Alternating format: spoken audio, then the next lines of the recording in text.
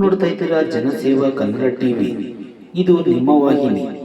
ನೀವು ನೋಡ್ತಿದ್ದೀರಾ ಜನಸೇವಾ ಕನ್ನಡ ಟಿವಿ. ಇಂದಿನ ಮುಖ್ಯಾಂಶಗಳು. SSLC ಮತ್ತು PUC ವಿದ್ಯಾರ್ಥಿಗಳಿಗೆ ಹೊಸ ರೂಲ್ಸ್.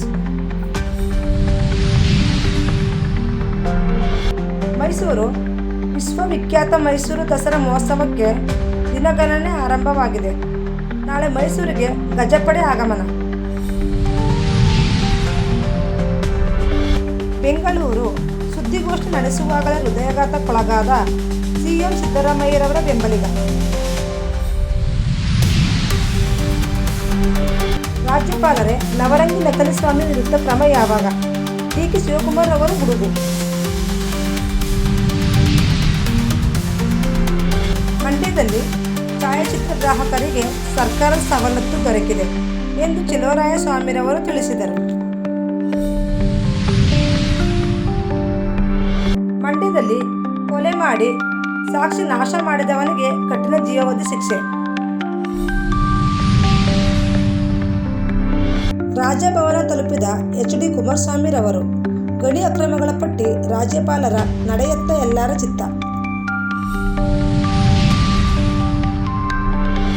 ಜಮ್ಮು ಕಾಶ್ಮೀರ 10 ನಿಮಿಷಗಳ ಅಂತರದಲ್ಲಿ 2 ಬಾರಿ ಭೂಕಂಪ. ಮಂಡ್ಯದಲ್ಲಿ ಆಗಸ್ಟ್ 21ರಂದು ಜನಪದ ಸಾಹಿತ್ಯ ಚರಿತ್ರೆ ಪುಸ್ತಕ ಬಿಡುಗಡೆ. ರಾಜಕಾರಣ ಸೇವೆಯಾಗಲಿ, ಬುದ್ಧಿಯಾಗುವುದು ಬೇಡ, ಆಶಯ್ ಮಧುರವರ ಹೇಳಿಕೆ. ಮಂಡ್ಯದಲ್ಲಿ ಮಹಿಳೆಯರ ಮೇಲಿನ ದೌರ್ಜನ್ಯ, ವಿಶೇಷ ಮಹಿಳಾ ನ್ಯಾಯಾಲಯ ಸ್ಥಾಪನೆಗೆ ಆಗ್ರಹ. CM ಸಿದ್ದರಾಮಯ್ಯರವರಿಗೆ ತಾತ್ಕಾಲಿಕ ರಿಲೀಫ್, ವಿಚಾರಣಾ ನ್ಯಾಯಾಲಯಗಳು ವಿಚಾರಣೆ ನಡೆಸುವಂತಿಲ್ಲ ಎಂದ ಹೈಕೋರ್ಟ್. ರಾಜ್ಯ ಸರ್ಕಾರದ ವಿರುದ್ಧ ಮೋದಿ ಸರ್ಕಾರದ ಷಡ್ಯಂತ್ರ, ಚೆಲುವರಾಯಸ್ವಾಮಿರವರ ಕಿಡಿ.